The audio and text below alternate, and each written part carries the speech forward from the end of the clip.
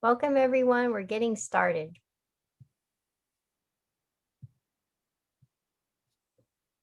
It's recording. As the presentation gets pulled up, this is a webinar, so we can't see your faces or hear you, but we will have an opportunity for you to post questions and get answers from us in the Q&A. You'll see the Q&A at the bottom of your Zoom bar. The chat feature is disabled, and that's really just to kind of streamline the questions to one location to make it a little easier for us to get all the answers to you. We're going to go through the presentation, hopefully within like 20-30 minutes, and then answer all the questions at the end. So we will get started. This is being recorded, but again, your faces and your voices are not, because they're disabled. So welcome to class of 25. Yes.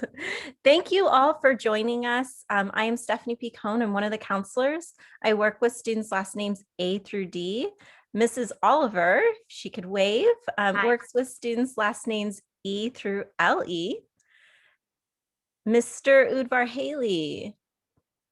He works with students with last names LI through RE. And Mrs. Moya works with students with last names RI through Z. So thank you all. We also have two guidance information specialists that work really closely with the ninth graders, especially in regards to their academics. That's Mr. Kionis, working with students' last names A through LE, and Mr. Carter works with students' last names LI through Z. If you're ever needing any records, Morgan Sterling is our site support technician, or better known as a registrar, and she can help you out with those records and transcripts as well. So we all know that there's a lot of questions and we don't have a lot of answers just yet. So questions like, are we going to be back full time? Will there be a distance learning option, and what will that look like? What time will school start? All of those are still up in the air. So as soon as we get any answers, we'll definitely be sharing that with you, but we don't quite have those answers yet. Please know that we are working with the district right now. They're having many meetings to come up with answers to these questions. And again, as soon as we have the answers, we'll be sharing them with you.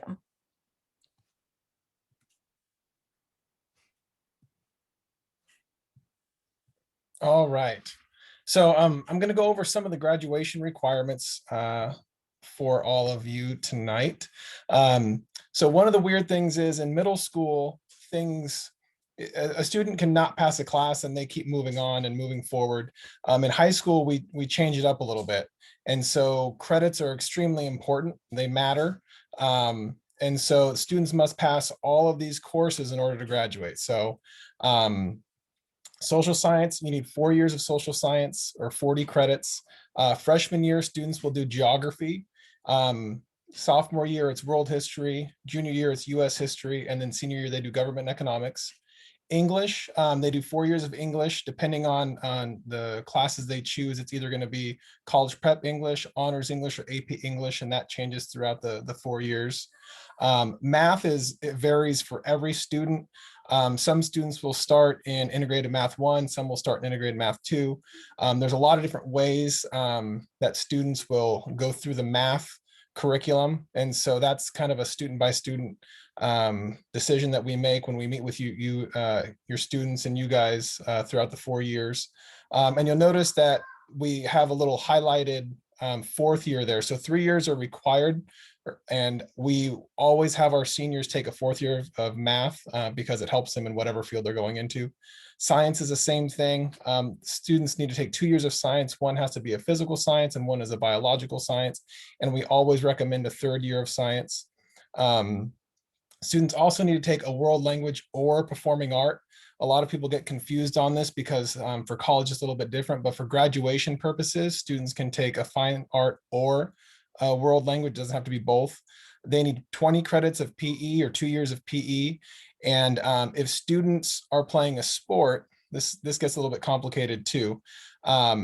If a student plays a sport their sophomore year and their junior year, then each sport they play knocks out a half a year of PE. So if they do football their sophomore year and football their junior year, they've met their 1 year PE requirement, or they've completed 1 year of PE by doing football. If they do 2 sports in 10th grade, then that knocks it out.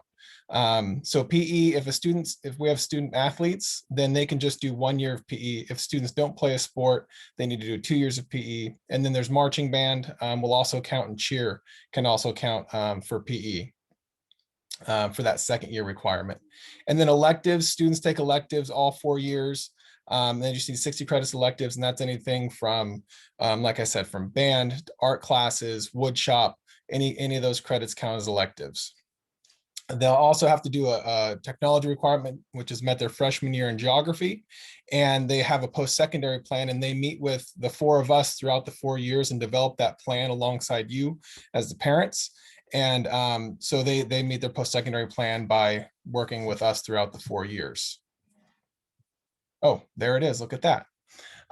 So we have a program called Zello that helps students kind of figure out what they may want to do, because most 14-year-olds have no idea what they want to do yet. So they do a career interest inventory. They have college and career exploration. There's different financial aid information for students when they're seniors. And so we work with the students throughout the 4 years to complete that post-secondary plan. So that was the graduation requirements. And then we have A through G requirements. The difference for these requirements is, in order to graduate from LCAP, you need to get a D in all your classes, and a D is passing. If students are interested in going to a 4-year university right out of high school, they have to have at least a C or better in all of their courses. So the A through G requirements are the courses that students need to complete with a C or better in order to get into a Cal State University or a University of California campus. So SDSU, UCSD, UCLA, Cal State, San Marcos, those types of schools. If a student wants to go out of state or to a private school, they're going to have different requirements. But usually if a student's completing their A through G requirements along with the recommended courses that are highlighted in the lighter yellow, most students are going to be eligible for just about any university in the country. So the A is history. So they need to complete 2 years of history. That's world history and US history. They'll do 4 years of English, 3 years of math, and they recommend a 4th year. And you'll see that's why we recommend a student to take a 4th year as far as the graduation requirements. Even though it's not required, we still push them to do it. Same thing with the sciences. They have to take 2 years of a science, and they recommend a 3rd. World languages. So in order to get into a 4-year university right after high school, you have to take 2 years of the same language. You can't take 1 year of Mandarin and 1 year of Spanish. It has to be the same language consecutive years. And they recommend a 3rd year. And this is where it gets different than graduation, where graduation is a fine art or a foreign language. For A through G requirements, it's a fine art and a world language. So you need 1 year of fine art and then 1 year of a college prep elective. And so those are the A through G requirements. I'm going over them kind of quickly because we talk about this all the time throughout the 4 years that students are with us. And so you'll know these requirements very well throughout the 4 years.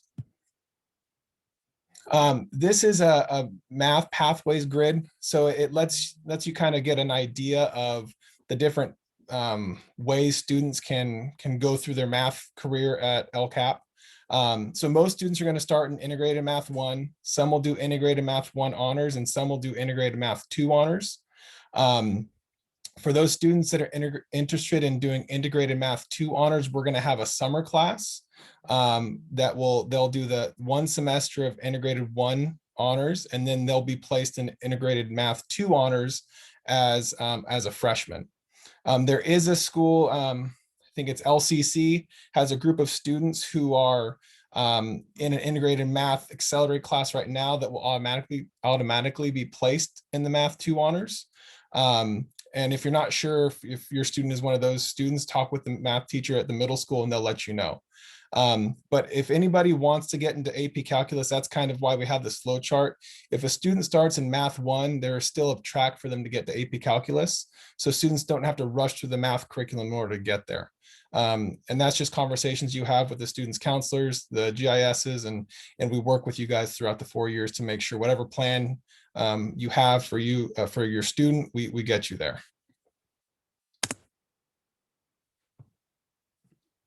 Okay, so peer mentoring. We have an amazing peer mentoring program at LCAP, where it's what we call our V Crew leaders. They're trained 11th and 12th grade students, and they actually work with 9th graders and the transition into high school. They encourage and support with engagement in extracurricular activities, and they also hold special events for 9th grade students. I know this year it looked a little different for our current 9th graders, but they still found ways to connect with them and engage and make them feel welcome. So we hope to have that opportunity with your incoming 9th graders next school year. So regarding athletics, I know there's been a lot of changes with athletics, with safety protocols and with COVID. But as you probably heard, athletics have changed a little bit, and students have had the opportunity to at least participate in some athletics. If you do have a student who is interested, and we always encourage students to get involved in somehow, whether it's with clubs, extracurricular activities, particularly with athletics. There are some requirements, as you can see. Part of the process to get cleared for athletics, you have to make sure that the students have an unweighted GPA of at least a 2.0, no more than 1 U in conduct, which that's like on their progress report, or even like the semester grades. They do get a conduct report, which is outstanding, satisfactory, or unsatisfactory. So if they do have at least one, more than 1 U, then they wouldn't be eligible. Some of the requirements to get cleared for athletics is they do require a physical exam, and it has to be by a physician. And it does require the physician's stamp directly on the form. It does require that that the student does have insurance, and there is an online clearance process, and it is required for each sport. Keep in mind that once the student does get cleared and they do have their physical exam, it is good for 1 year, but they would still have to do the clearance for each sport individually. Here on the slide, you can't click on it now, but once this PowerPoint presentation, this slide is posted, you will have access to click on all the links that are on here. And as you can see, we do have the link that takes you directly to our athletics website and also to the athletic clearance process and forms. So for transportation, bus riders, if students are thinking of taking the city bus, which is like MTS, and the link will also be available for you here, but they do sell like a monthly bus pass that can be purchased either at the MTS transit store, any Albertsons, or some participating bonds. It does cost $32 a month for the youth Compass card. We also have the school bus, and the link will also be included here through our transportation department. But in order for a student to be eligible to take our school bus, they must live at least 3 miles away. Eligibility and the passes are definitely through our district office or in person. And the website is listed for you here. And of course, like I said, the link will be available. You also have the opportunity to purchase an annual or a semester passes of books of 20 or 40 rides available. And all of that, including prices, is available directly through the transportation website. So free and reduced lunch, there is an application and it is online. It's very easy to complete. It does ask you for all your information there. The qualifications for free and reduced lunch is based on income. It is listed on our district website. You click under the parent tab and it's directly on food services. Also, if you do have students who maybe don't qualify for free lunch, but maybe it is reduced lunch, or even students that you just want to purchase their lunch, you can also deposit money on the student's account also through the website of food services. That way there's money on the student's account when they do get that lunch during whether it's breakfast or lunch. Okay, we want you guys to stay connected with us, even starting now, because we're all in this process and we're working together to get your students ready to come be vaqueros. So what we use at El Capitan is called Infinite Campus, and that's the portal that we use to see classes, their attendance, grades, messages to and from teachers and parents. You may have already started using Infinite Campus when you completed your online registration form. And you will receive an email invitation to create your actual parent portal, which we definitely would like you to do because that's the best way for the school to communicate with you. Please make sure you check your spam folder for that email. If your student's registration has already been processed, you can click the button below to request that little green button. Once this goes live, you'll be able to access that link. And you can use these other links for additional help, including resetting user IDs, passwords, or you can contact the district's help desk at that phone number listed below. On the next slide, we also use remind.com. It's a text messaging service. So as a parent, we're already trying to set these up for you, and we will also get this information out to your students. But all you do is text the number 81010, and then the following access code is for you parents. It's the @ EC Parents 25. So you can sign up for that now if you'd like. So all the parents that are here are welcome to sign up for that. And then the students will sign up for their own account at a later time this week or in the future. And we have to break them into 2 different groups by last name alphabetically. So the A through K last names will use the @EC 2025 A through K. And the other students L through Z use the other code @EC 2025 L through Z. So, but as a parent, you can use the @EC Parent 25. And we also have an Instagram. So right here at the bottom, you can follow us on Instagram if you have an Instagram account as well. One other thing we want to make sure you parents are aware of is we do have quite a few social and emotional supports for students when they come to El Capitan. The 4 school counselors can provide social and emotional support to students, ranging anywhere from just having a bad day, having a fight with parents, breaking up with boyfriend or girlfriend, all the way to major crisis issues that we deal with. We also refer out to community agencies for ongoing counseling and helping with public assistance benefits, things like that. And we have community partners on campus, Mending Matters. They do group counseling and also individual counseling. And San Diego Youth Services also does individual counseling on campus.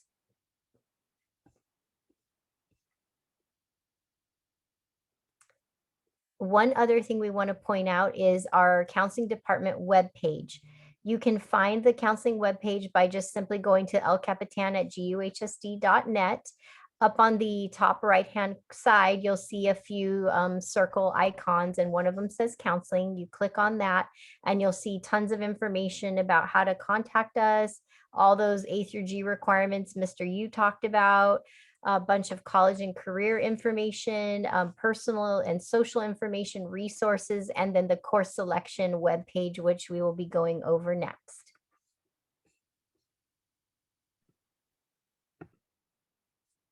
Okay, so course selections. I know there's lots of questions about this.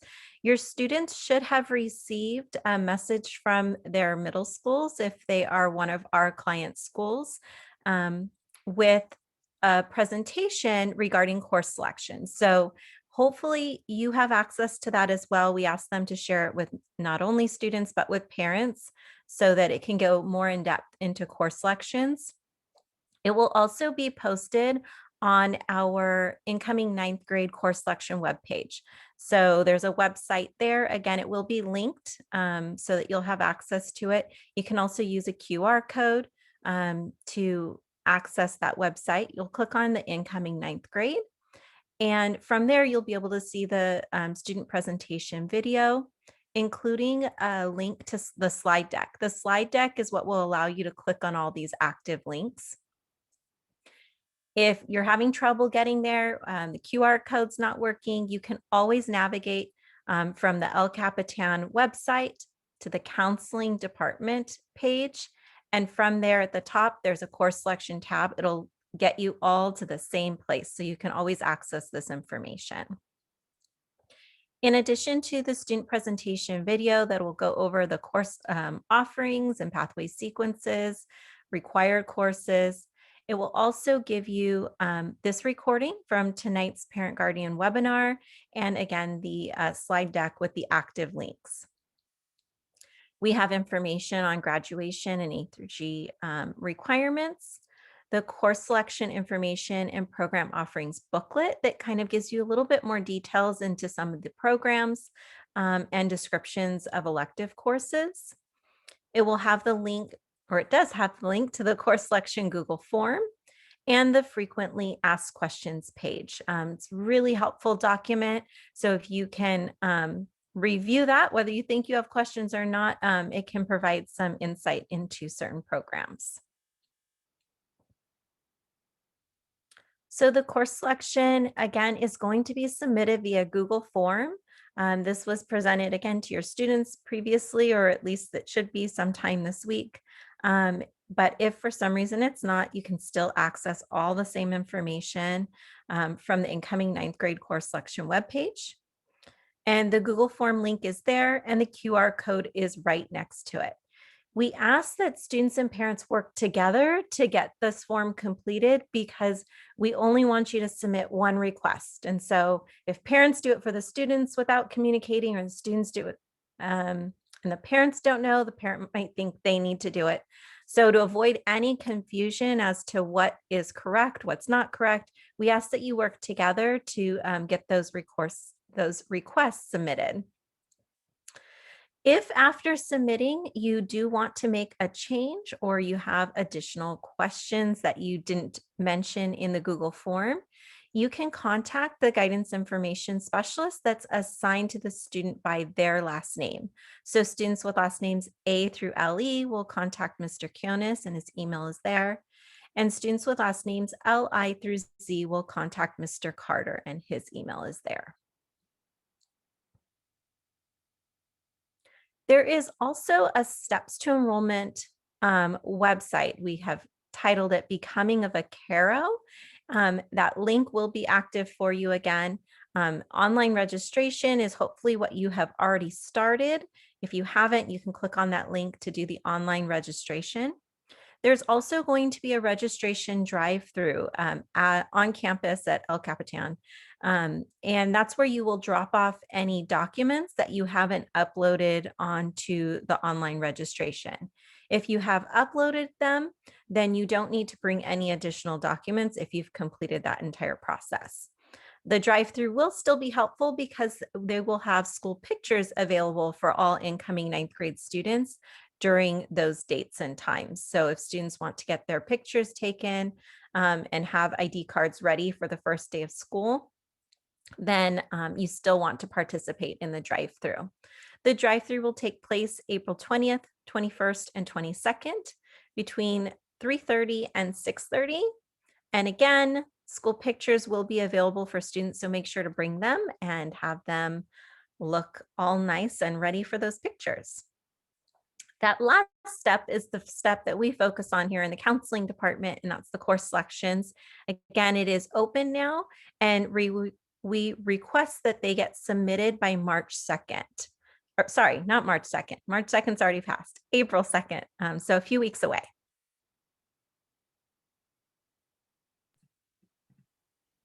Okay, so freshman orientation. So your incoming freshmen will have an orientation. What that's going to look like, of course, as you know, it's a little up in the air, but something will be done in regards to your freshman orientation. So what's covered is basically going over with the students, the differences from middle school versus high school. And that's when actually our V Crew leaders and our leadership teachers do work very closely with the students.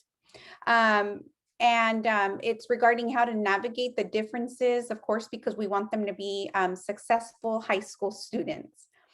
They also cover additional activities, whether it's games, presentations, of campus. Sometimes if tours are allowed, depending on what that looks like, we would give them a tour of the classrooms and the gym and things like that. They do receive like a tentative schedule that day, but we don't disperse any official schedules. They're not released until the first day of school, and those are released through Infinite Campus. So that's why it's very important for you as the parent, but also the student, to have access to Infinite Campus. And particularly, it's very helpful when you guys have the actual app, because they just click on the app and they would be able to see what their schedule is. So when the freshman orientation is available, it is only for students. It's only for students. The orientation, unfortunately, is not for parents. It's a way for them to hopefully feel, connected on campus, and for them to have the high school experience. So it is only for students. Now, the day and the venue and the mode is still to be determined, but definitely more information is going to be shared with you guys as parents and your students as soon as we have that. So the first day of school, just for your information, first day of school for students is going to be Tuesday, August 10th. And it's always very exciting, and hopefully, with your incoming ninth grade student, it's something that they're looking forward to, and we can't wait to have them on our campus.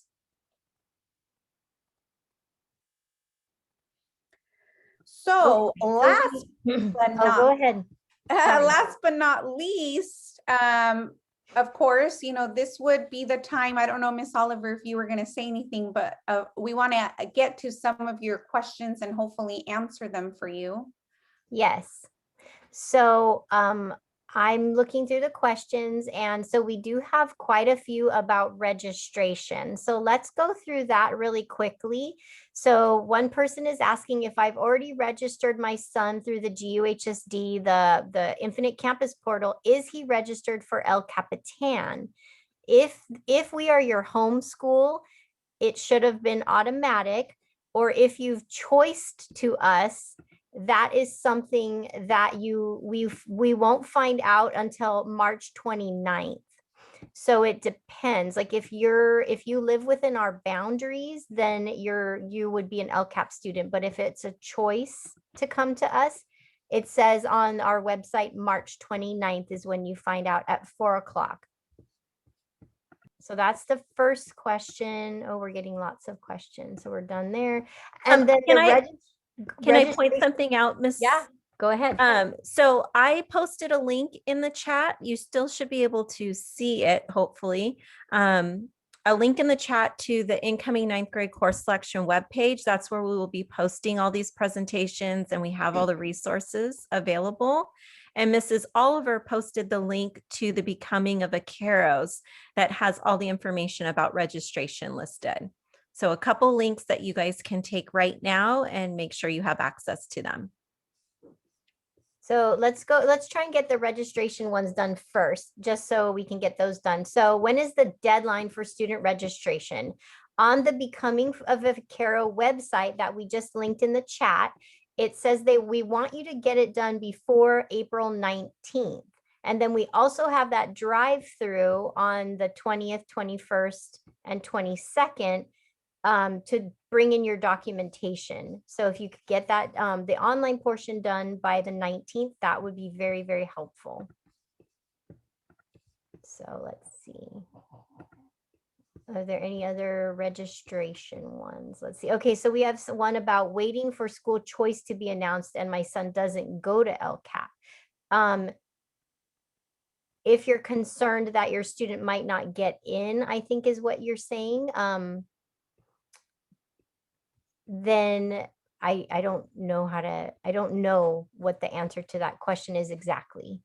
So it might be in regards to submitting course selections. Oh, So if it's regarding course selections and we're asking that it's completed by April 2nd, please just submit them anyways. We can't put them in the computer if they're not enrolled at our school anyways, but at least if it gets approved, then we will have them and there'll be no further delay. So if you are choicing in and you're waiting to hear, we can have those course selections available. If there is your homeschool, you will also want to communicate with them, maybe submit course selections with them as well, so that no matter where they end up, you will have their course selections completed.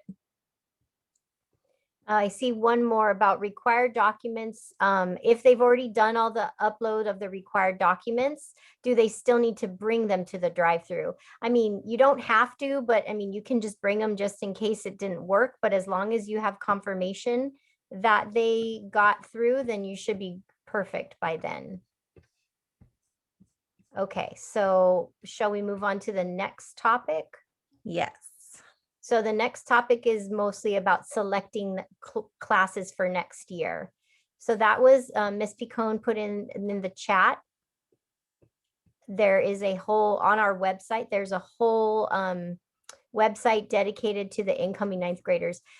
Do you want to share your screen maybe, Ms. Picone, and show them exactly where it is? So to make it, would that be helpful maybe? Sure. Or I can. I can get it set up.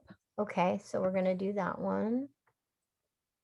Someone's asking if we can meet individually with a counselor to choose classes. We would like for you to try to choose them now if possible. And then if we have questions, we can always contact you. In May, we will have some availability to meet with incoming ninth graders if they have more questions about their classes. So what we encourage for you to do is to select the classes to the best of your ability. And I think the way that the form was created is very helpful. We do make sure to review each student individually because number one, we want to make sure that they're placed accurately. So even if you choose something and it's maybe like for math, for example, and it's the incorrect math class, depending too on the recommendation we get from the middle school. That's something that we do work with each student individually, but we will make sure that the student is placed in the classes that they need. And then of course, like Ms. Picone mentioned in one of the slides she covered, you can always reach out to our guidance information specialist, Mr. Quinones or Mr. Carter, if you do have any questions or concerns, but we will make sure to review each submission. Okay, I can share my screen.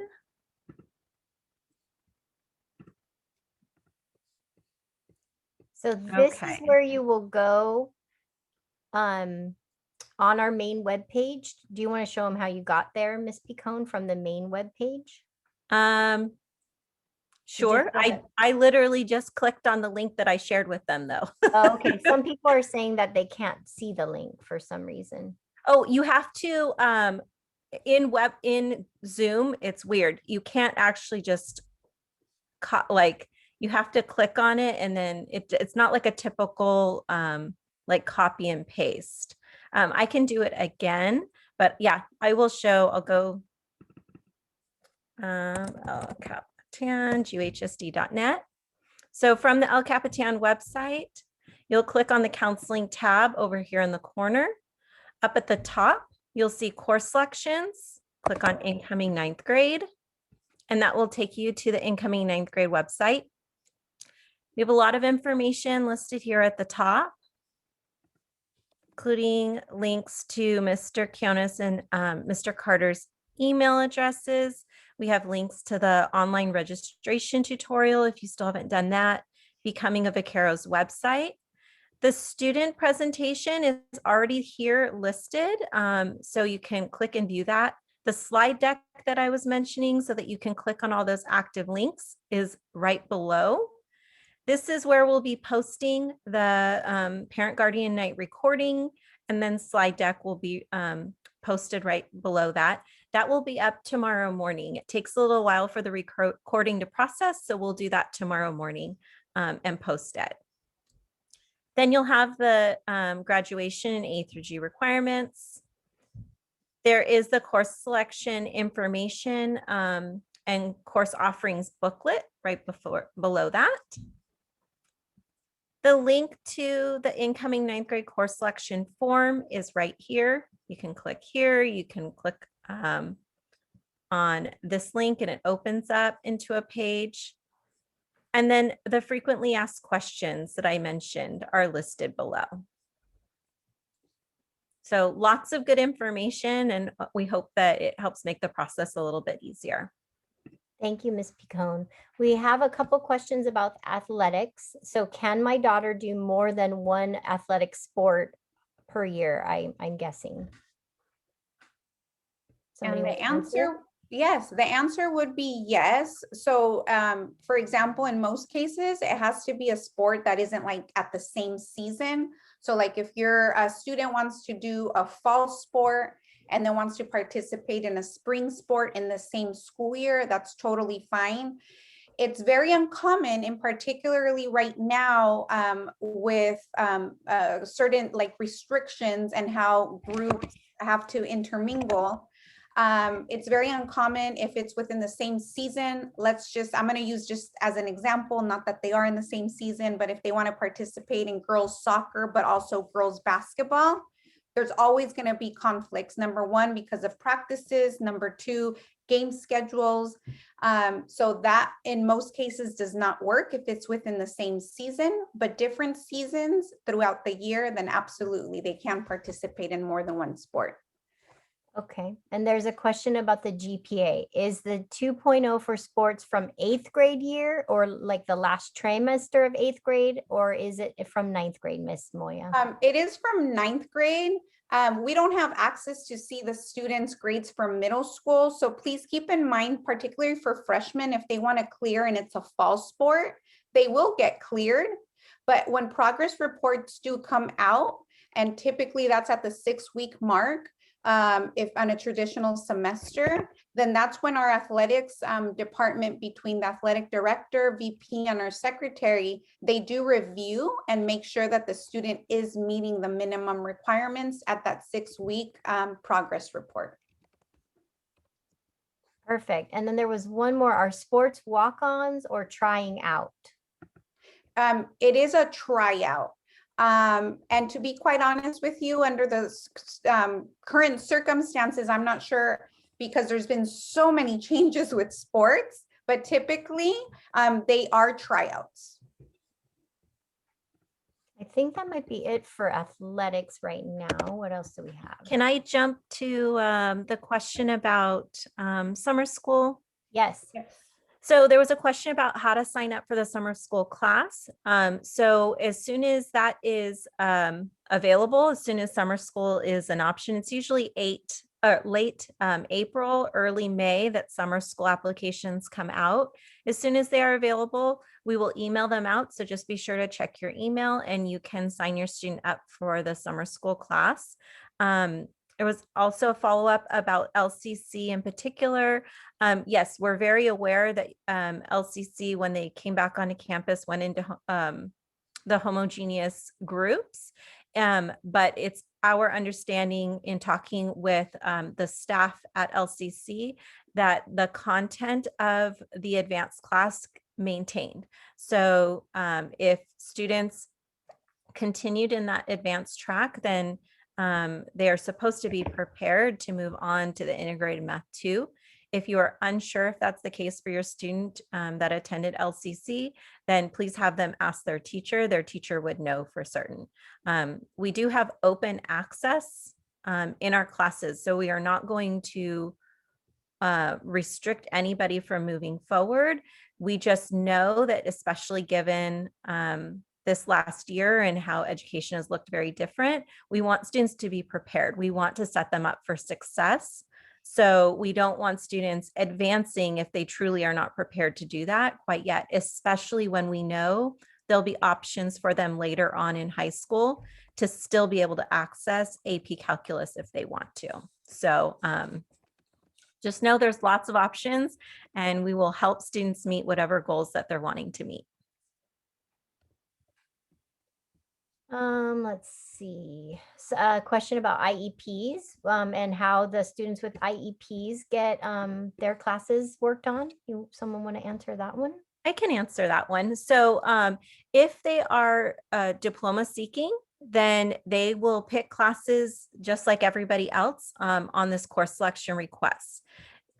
Students with IEPs will also have transition meetings with the middle school and high school and parents and students, and they will make sure that the course selections are accurate. So if there's any adjustments that need to be made from what the student and parent have submitted, those corrections will be made on our end after that transition meeting.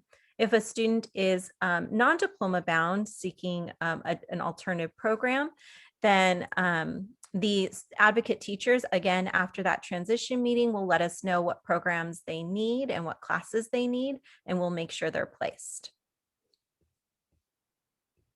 There's a couple questions about if they already have a student at El Capitan, so they already have a parent portal account, and they're, just making sure that they don't have to have separate accounts for their different students, right? Right. I don't think so. I think it's one portal, and then the other students just get linked to it, is my understanding. Right. And you are 100% correct, Ms. Picone. So how it works is if you already have students listed under your parent portal, it will ask you upon registration, like regarding siblings. And if you already have, obviously it recognizes that you have an account, you would not need separate accounts. They would all be linked under your one account. Got it. So let's see. A parent asking about setting up a 504 plan. How do they go about doing that?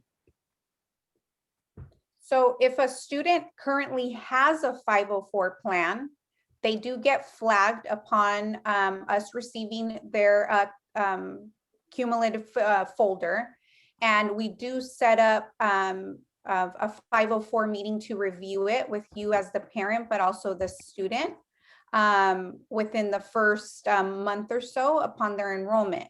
Now, if the student does not have a 504 plan, because they're not our student yet, it's not like we can meet and create one. We would still have to wait to have this meeting upon, the start of their freshman year. And of course, you would have to communicate with us in counseling and even with one of our vice principals, so that we could set that meeting up and let you know what has to be done. Can I add to that, Christina? Absolutely.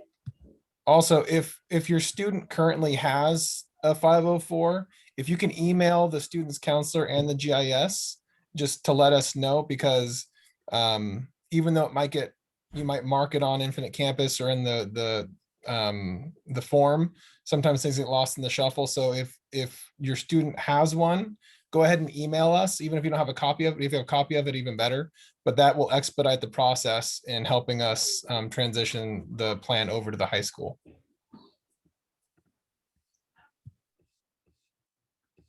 There's a question about participating in the leadership program and GLLP, and if that's possible. So my answer would be maybe, and lots of reasons for that. If they're biliteracy, so just one additional language, then it could be possible they just might need to postpone a graduation requirement. If they're triliteracy, that's 3 electives. So they're already having to postpone a graduation requirement. So that would be more difficult. Biliteracy, it's possible. Triliteracy, it really is not to be able to graduate on time. The reason I say maybe is also because it may conflict. Leadership is available one period of the day typically. So some of the GLP classes over time may conflict, and then a choice would then need to be made.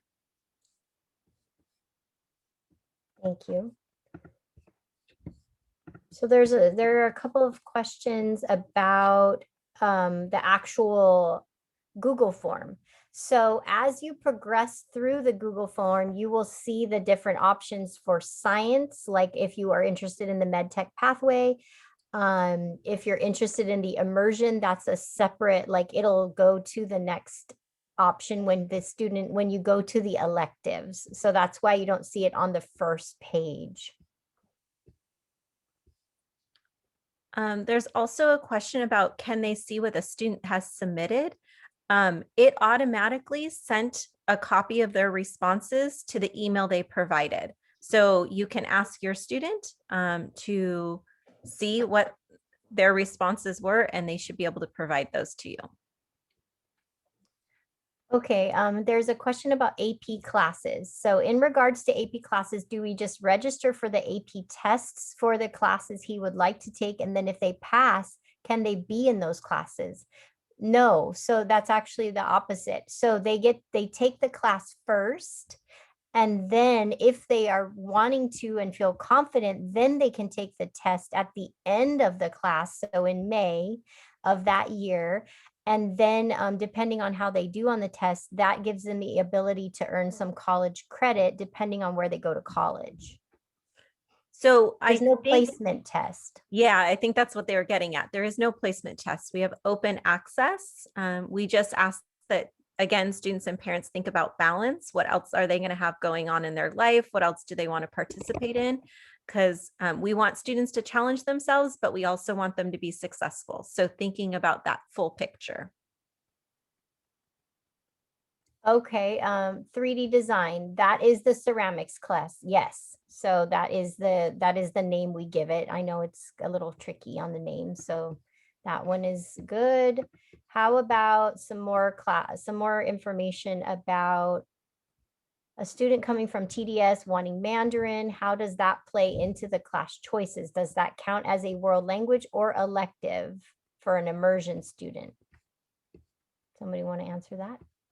So both is the answer. So it will first count as their world language. And then once they've met that requirement, it moves over to additional elective credit. So it counts as both. So I do see a couple of questions here too regarding campus tours. I mentioned in one of the slides, right now it's a little hard to tell on how that's going to look like, because to be quite honest with you, during the freshman orientation, that is when we give a campus tour. We still want to make that possible, but at this time, we can't provide you with information about how it's going to look, when it's going to happen. More information will be shared with you as it becomes available, but our hope is that we can give them a campus tour. But like I said, how it's going to look like and when is still up in the air as of today.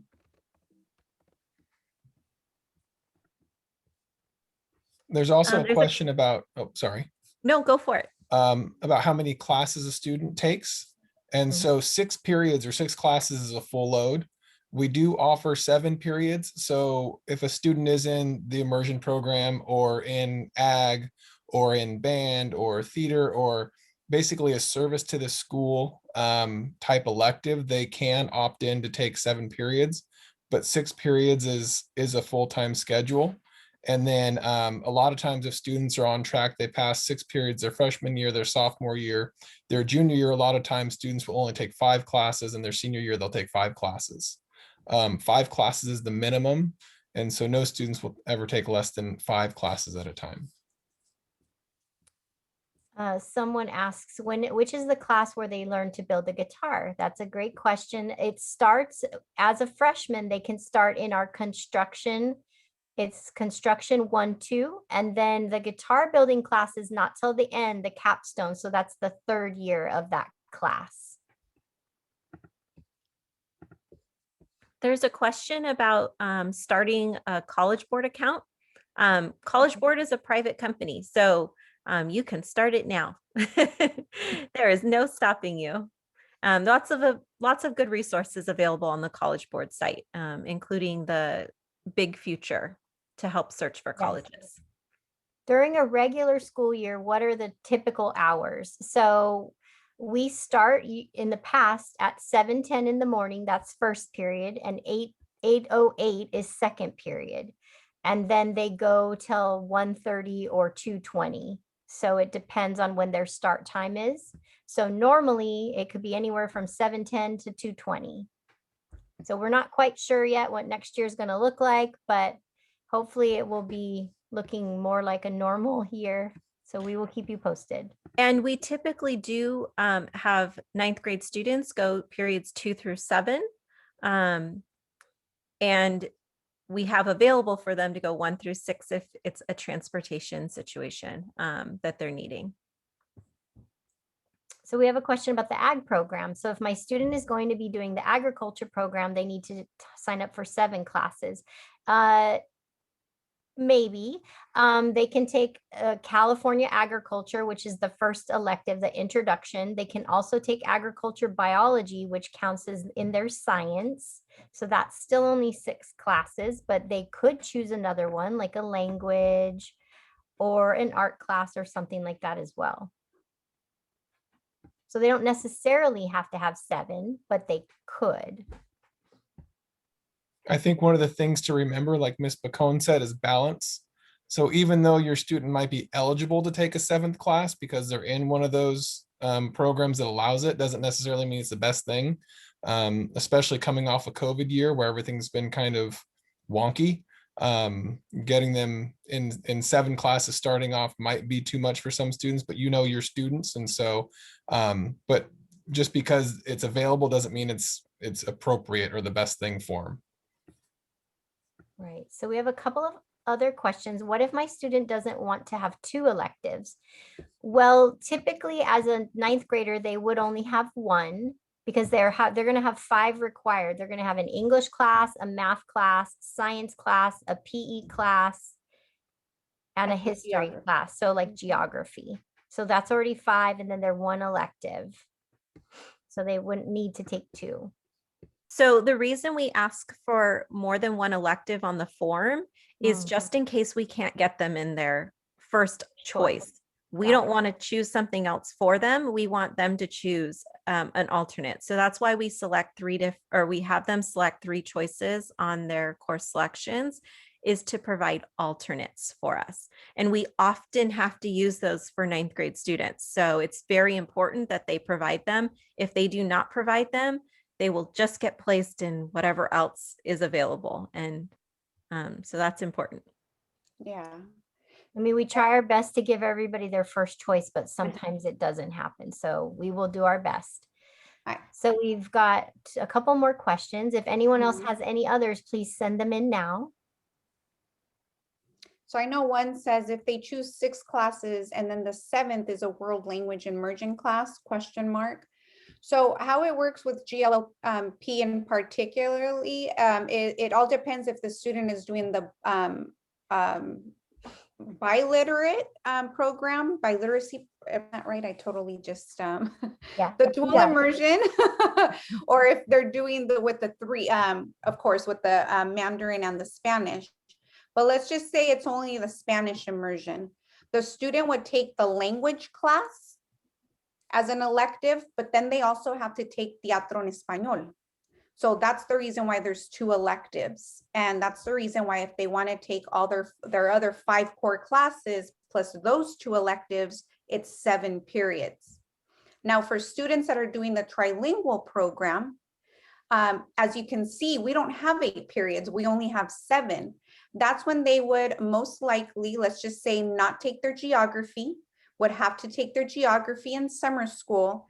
Then what we would do is we would add the other language so that they're taking the Mandarin, the Spanish, the theater class, whether it's in Mandarin or Spanish, and then the other subjects. Something to keep in mind too, the way that the Google form for the course programming is formatted, hopefully it makes it easy for you to follow. And of course, with the presentation, the slide decks that we've presented. But please know that it's our job. We will make sure to review each student for accuracy. so that we can make sure that they are placed in the right courses. Okay, we've got Okay, a couple more so questions. there's a question about GLP, computer science, AP classes, and PE. So as far as PE goes, all ninth graders have to be in PE. There is no exception. Sports cannot waive ninth grade PE. It's a state requirement. So in ninth grade, you will have to have PE regardless. As far as GLP and computer science, you absolutely could do both in ninth grade, but you will be postponing most likely geography to make that happen. And again, there could potentially be conflicts later on with some of those courses, but you have a chance in ninth grade because the computer science program is only 3 years, that if it is a conflict 1 year, you might be able to catch up in future years in that program. And as far as AP class, you'll probably see when doing the course selection, the only AP class that students have access to as a ninth grader is AP Human Geography. And if that's something that they do plan on taking without postponing it, then of course they can make that choice, and that would be an AP class that they could take. There's another question about wanting to be a vet and if they should do the med tech pathway. That's definitely an option for them. There's also the ag science pathway as well. So do they have to do either of those? Absolutely not. They can become a vet and just take the general science offerings as well. If one of those others sound interesting to them, then they absolutely can participate. There's another question about if they were in Mandarin and Spanish, but then the middle school canceled the Mandarin because of COVID, can they do both at LCAP? The answer is yes. And depending on their level of Mandarin, we may want you to contact our Mandarin teacher so that they can make sure we get them in the right level, because they might be in Mandarin beginning, but they could be in second year Mandarin. So we want to make sure we get them in the right class depending on what their level is. Yeah, and I know that our Mandarin teacher works closely with the middle school for placement. So I assume that given the current circumstance, they will even collaborate more because they're not going to be the only one in that situation. Another question about 7 courses, and is that a heavy load? It can be, absolutely, especially depending on what those courses are.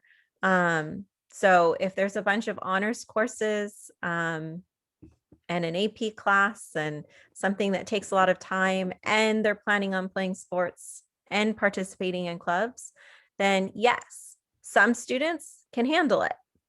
Other students struggle. So it really just depends on the student and how they're able to manage their time and how prepared they feel jumping in this year, especially after a COVID year.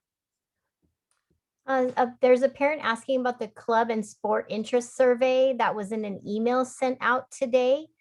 Unfortunately, I don't think we have that link, but we can make sure that it gets resent in the morning. And I don't see it on the LCAP athletic webpage either. So we will make sure that that gets resent out if the link is broken.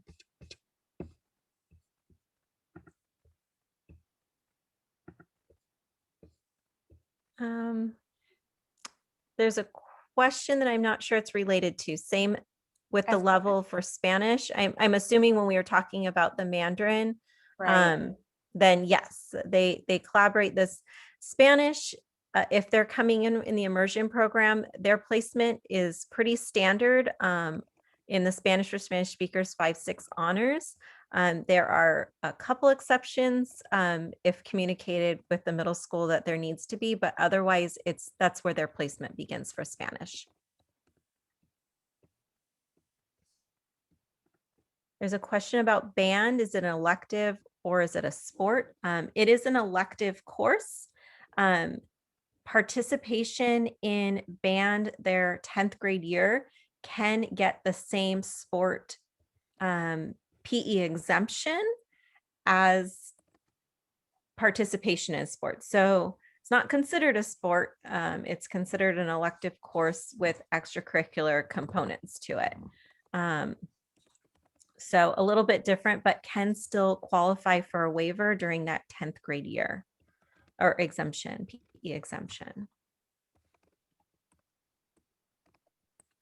So there's also a question about the project Lead the Way pathway. If a student can start with AP Computer Science principles, since the student has been in the program for 3 years and digital media for 3 years.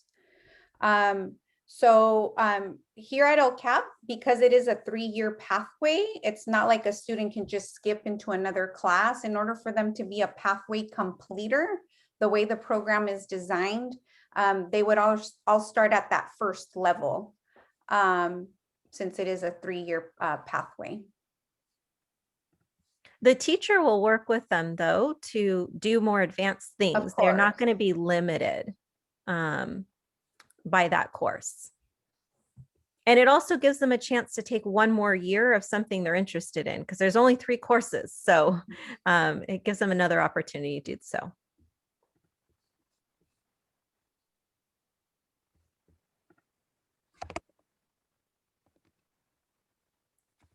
You want me to read another one? Yep. Sure. A Mandarin student that also wants to have the medical tech pathway, can one elective class be med tech path or have to start in 10th grade? The answer is the medical pathway class would be the science class. So on our Google survey, you're going to pick the medical or med tech biology, and you'll see that as the option. So you can start that in 9th grade. So if they don't want to start it in 9th grade, though, they still will have to take a science class. It would just be the Space Earth class. That's a college prep option. And then they could do the biology and community health honors, the med tech option, in the 10th grade. So they do have the option to start in 9th or 10th grade, but it doesn't exclude them from taking a science class their 9th grade year. They'll have to take one regardless.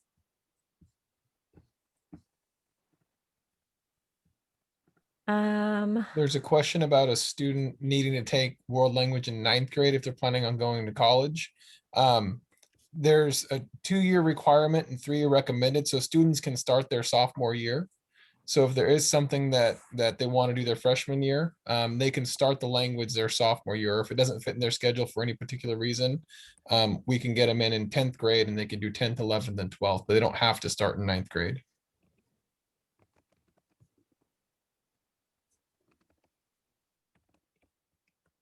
So I think Miss Oliver's answering a couple of those questions. A question about the STEM program at TDS. I am not familiar with exactly the STEM program. I know they have the project Lead the Way at TDS, but I'm not familiar with the STEM program. We have a very robust science program. So participating in that, any of those courses, our math program is also very robust with lots of honors and AP offerings.